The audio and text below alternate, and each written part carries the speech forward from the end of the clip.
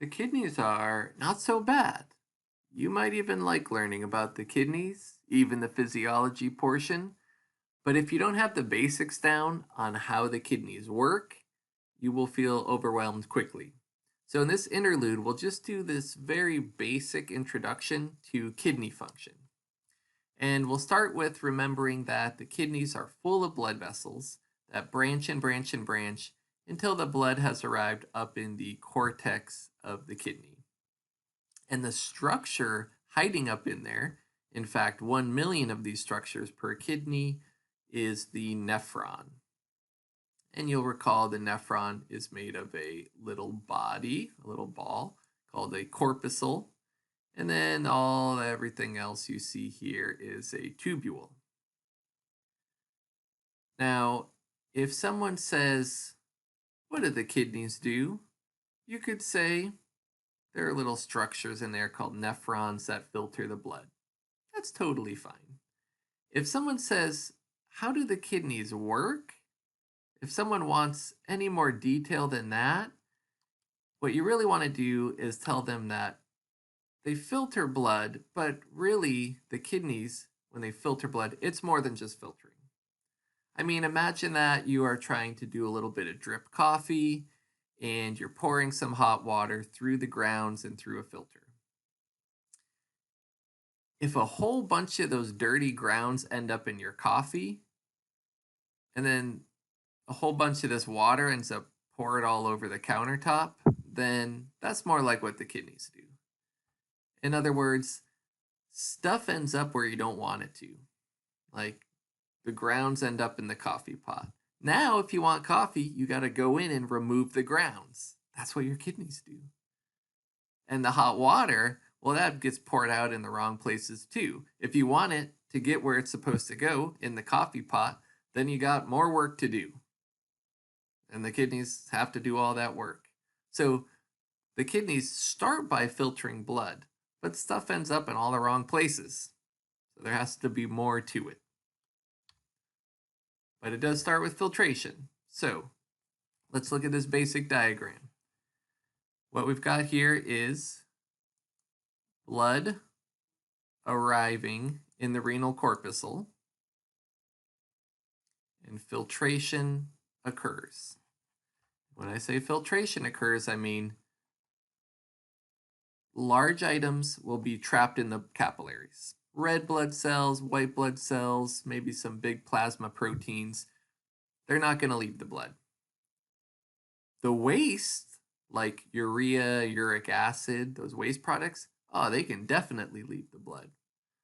The problem is this filter is just filtering stuff out based by size, based on size. Big stuff can't get out, little stuff can. So along with the little waste products come the little water molecules and the little salts and the little sugar molecules. And all of this good stuff passes through the filter and is now in a tube, the renal tubule, which will eventually pour out into the renal pelvis and the ureter and bladder and urethra. In other words, you've got a bunch of good stuff mixed in with the bad stuff. Kidneys, what are you gonna do? So now we need a couple more steps for the kidneys to recapture that good stuff. Step 2, reabsorption. Think about this. Those sugars and salts and water, you absorb that from your food and drink in your intestines. Well, now you lost it. So you have to reabsorb it. So step 2 shows us that there's some good stuff here that we don't want to lose. We have to get it back into the blood. So because of this inefficient filtration process, we now must reabsorb all the good stuff that was lost.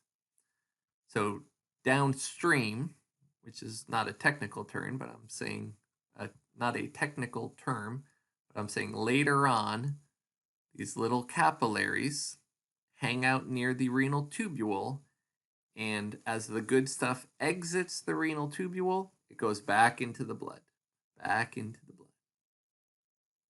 So reabsorption is back into the blood. Remember, this stuff was in the blood till that crappy filter let it all out. So reabsorption, it brings it back into the blood. The third and final step, you will find this hard to believe. As leaky as that filter was, letting out all kinds of good stuff, it still didn't let out a lot of the bad stuff. The blood still has a lot of waste products in it.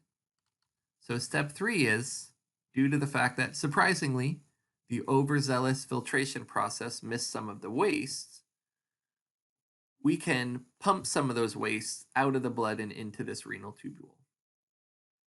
And while reabsorption occurs, meaning while the tubes and the blood vessels are all hanging out next to each other, that's not only a good time to reabsorb good stuff, but you can also pump out bad stuff. These capillaries right here, they still have bad stuff in them. They still have metabolic wastes. So now's a convenient time, as long as you're reabsorbing good stuff, to secrete out bad stuff into the renal tubule. 3 steps. Pretty simple, but go through it, and go through it again, and then find someone that you can explain it to, and just do it, and walk through it, and look up some YouTube videos until you can get those basic processes down. Because in the last video, we're going to name like 50 different parts of the renal corpuscle and renal tubule and talk about exactly how they do filtration, reabsorption, and secretion.